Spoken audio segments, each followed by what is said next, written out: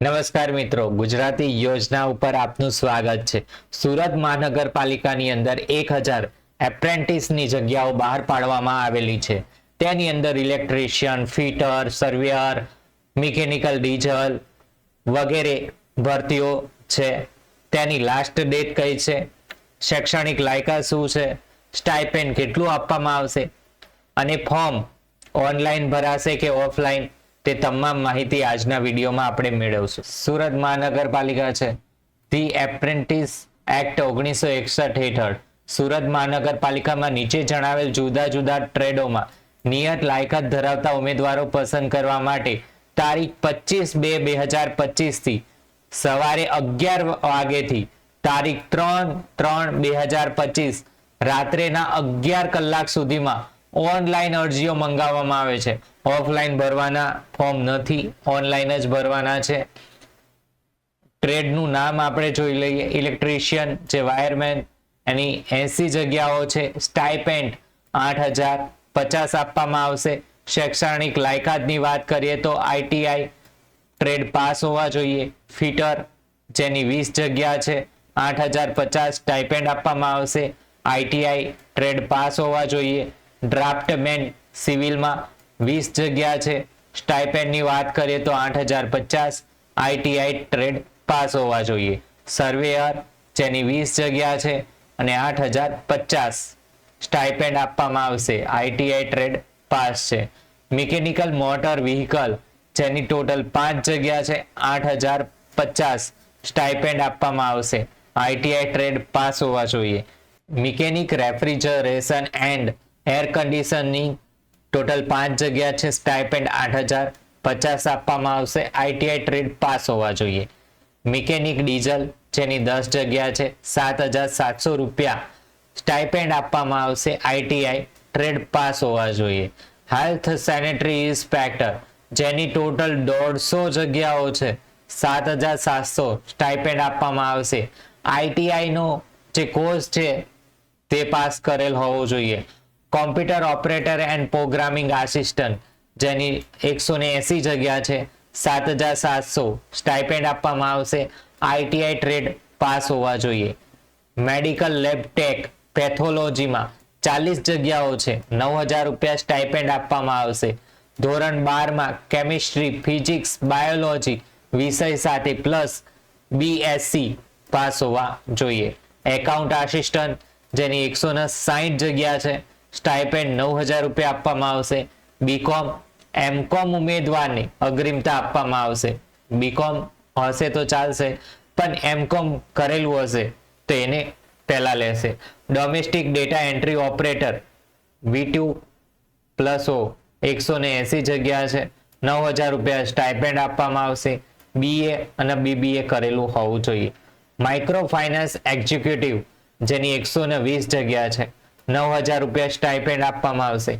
BCom BBA કરેલું હોવું જોઈએ। ટોટલ 1000 જેટલી વેકેન્સી બહાર પાડવામાં આવેલી છે। લાયકાત ધરાવતા ઉમેદવારોએ જાહેરાતની સૂચનાઓ તેમજ ઓનલાઈન અરજી ફોર્મ ભરવાની સૂચનાઓ વાંચીને ત્યારબાદ જ ઓનલાઈન અરજી કરવાની રહેશે। એપ્રેન્ટિસ ઉમેદવારો માટે આ સામાન્ય સૂચનાઓ ખૂબ જ ઉપયોગી છે। એપ્રેન્ટિસશિપ તાલીમનો સમયગાળો સરકારશ્રીની વેબસાઇટ ઉપર જનરેટ થયેલ કોન્ટ્રાક્ટ મુજબનો રહેશે।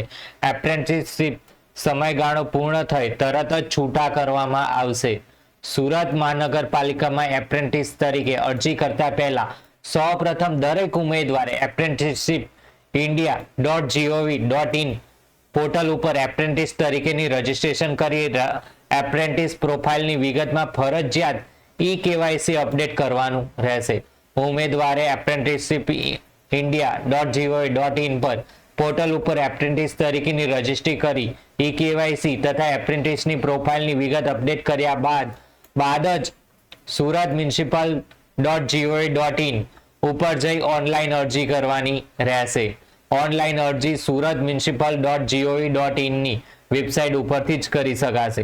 ઉપરોક્ત તમામ કેડરો માટે અપોઇન્ટમેન્ટ ઓથોરિટીને યોગ્ય જણાય તેવા માપદંડને આધારે આખરી પ્રતીક્ષા યાદી તૈયાર કરવામાં આવશે, જેના દ્વારા જે તે જગ્યાની બેઝિક લાયકાત અંગેના માપદંડ નક્કી કરાશે। જે તે ટ્રેડની જરૂર લાયકાત મુજબ એક કરતાં વધુ ટ્રેડમાં અરજી કરી શકાશે. જો ઉમેદવાર એપ્રેન્ટિસશીપ માટે અન્ય કોઈ એકમ સંસ્થા સાથે કરારમાંથી જોડાયેલા હશે તો ઉમેદવારની અરજી રદ થવા પાત્ર થશે. એપ્રેન્ટિસ એક્ટ 1961 હેઠળ સ્ટાઇપેન્ડ ચૂકવવામાં આવશે. ઉમેદવારની ઉંમર 18 વર્ષથી ઓછી અને 34 વર્ષ કરતાં વધારે હોવી જોઈએ નહીં. રૂબરૂ અથવા ટપાલથી મોકલવામાં આવેલ અરજી સ્વીકારવામાં આવશે નહીં. અગાઉ કોઈપણ ટ્રેડમાં એપ્રેન્ટિસશીપ પૂર્ણ કરેલ ઉમેદવારને અરજી કરવી નહીં. ડોક્યુમેન્ટ વેરિફિકેશન માટેની તારીખ તથા જરૂરી સૂચનાઓ અરજી ફોર્મમાં દર્શાવેલ મોબાઈલ નંબર તથા ઈમેલ પર જાણ કરવામાં આવશે, જેથી ઓનલાઈન અરજી કરતા સમયે મોબાઈલ નંબર તથા ઈમેલ એડ્રેસ સાવચેતીપૂર્વક દર્શાવવાના રહેશે. ઈમેલ કે મોબાઈલ નંબર બદલાઈ જવાથી ભવિષ્યમાં ઉપસ્થિત થનાર પરિસ્થિતિ માટે સુરત મહાનગરપાલિકા જવાબદાર રહેશે નહીં. ડોક્યુમેન્ટ વેરિફિકેશન એપ્રેન્ટિસ ઉમેદવારે અરજી ફોર્મ તથા અરજીમાં જણાવેલ તમામ ડોક્યુમેન્ટ ઓરિજિનલ તથા ડોક્યુમેન્ટની સ્વપ્રમાણિત નકલ રજૂ કરવાની રહેશે. આ જાહેરાત કોઈ પણ કારણસર પૂરી અથવા કોઈ કેડર માટેની અરજી રદ કરવાની કે તેમાં ફેરફાર કરવાની આવશ્યકતા ઊભી થશે તો તેમ કરવાનો સુરત મહાનગરપાલિકાને અપોઇન્ટમેન્ટ ઓથોરિટીને સંપૂર્ણ હક અધિકાર રહેશે અને આ માટે કોઈ કારણો આપવા બંધાયેલ રહેશે નહીં. ઉમેદવારે અરજી ફોર્મ તથા પ્રમાણપત્રોની ચકાસણી દરમિયાન કોઈ ઉમેદવાર એપ્રેન્ટિસ એક્ટ તથા જાહેરાતની જોગવાઈ મુજબ લાયકાત ધરાવતા ન હોવાનું માલુમ પડશે અથવા જરૂરી પ્રમાણપત્રો વગરની માલુમ પડશે અથવા અરજી અને અસલ પ્રમાણપત્રો સાથે વિસંગતતા જણાશે તો તેમની ઉમેદવારી કોઈ પણ તબકે રદ કરવામાં આવશે. મ્યુનિસિપલ કમિશનર, સુરત મહાનગરપાલિકા. આ વિડીયો સારો લાગ્યો હોય તો તમારા મિત્રો સાથે શેર કરી શકો છો અને આપણી ચેનલને સબસ્ક્રાઇબ કરી શકો છો.